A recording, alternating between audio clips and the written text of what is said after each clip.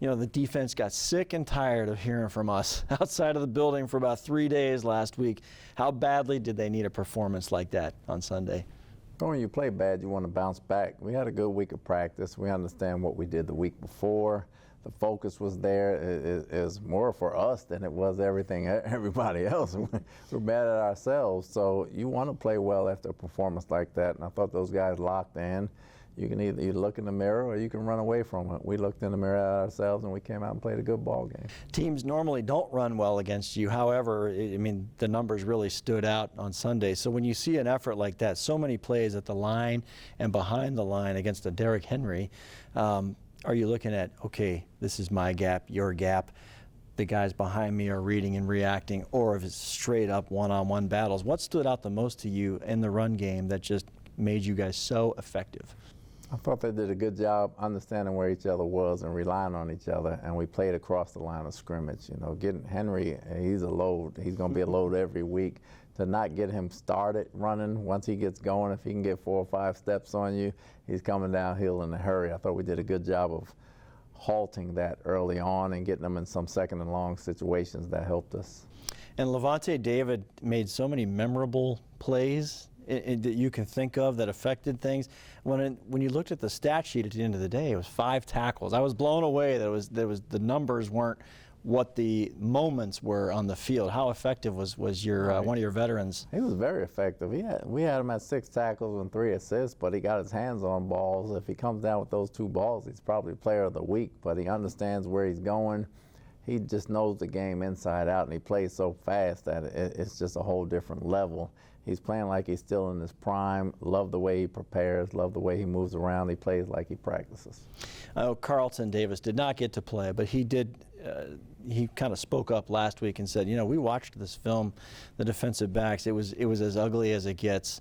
What was different for you in the entire defensive backfield on Sunday that just turned things around immediately? It's better focus during the week, better focus during the game, and just hell-bent on not letting these guys beat us over the top and making plays. I thought those guys did a good job concentrating. They did a good job communicating all week, and they came out and played like that. On offense, Mike Evans, he drops the ball in the end zone. The cameras followed him all the way to the bench, and I was reading his body language and his facial expression, and I thought, the next 10 passes should probably go to Evans. Did you think the same thing? Yeah, when you got your bell cow and you're riding him and he makes a mistake, you go right back to him because you know he's going to come through. He'll be more pissed at himself than we ever would, and the best way to get over that is to throw it right back to him. So he makes a big catch on the next series, and then a catch at the 5 that probably would have been just fine there, but he carries a guy into the end zone. Because he was still pissed off about the one he dropped, which was a great thing because that helped his touchdown later, so I like it. Baker Mayfield stood up. He was under some pressure. I know the famous play we're going to talk about is the run and the fumble that began the Tristan Wirfs play, but his decision-making under duress, and it seemed to be really under control against the Titans. He's very calm in the pocket. He had the one blip on the radar where he threw the pick, but he's very calm in the pocket. He made great decisions.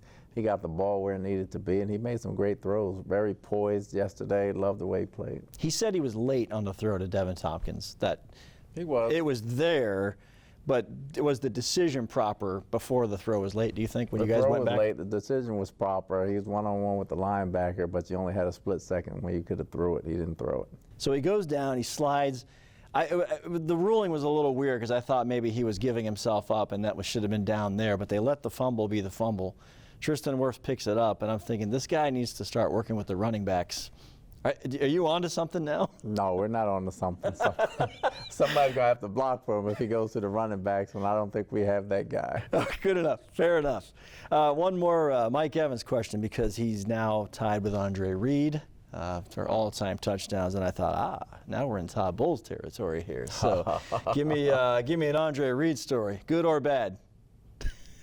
You have one, I guarantee. Most of his career is great. I don't think there's many bad. You tackled him a few times, probably. I tackled him. I got an interception against Buffalo, and we played him up at their place. But he was something else now. He was a monster. I mean, You go back and look at some Andre Reed film, boy, he was one of the greatest to ever play the game. I'll tell you what. But Mike tying that record, that's saying something. That's pretty impressive, Yes, and the names it is. ahead of him. So you're going to play against the 49ers this week, and you just had a great day against a big back, as you said. Now you get a back that's shifty. A guy, you've controlled him against Carolina. He was really under control against this team. Then last year, it just seemed to kind of snowball out of hand. What are the 49ers doing with Christian McCaffrey that's different? Well, it's not just him. They got a lot of weapons. You know, he's one of about 5 weapons, so that makes it extra tough. You can't concentrate on one guy. They have so many pieces and do so many things. He's a great running back without a doubt, and he's a great receiver, and he can block, and he can do everything they need him to do. But we got to focus on the offense as a whole defensively, as vice versa, our offense with their defense. But we got to play a mistake-free, complete football game, or are they going to burn you?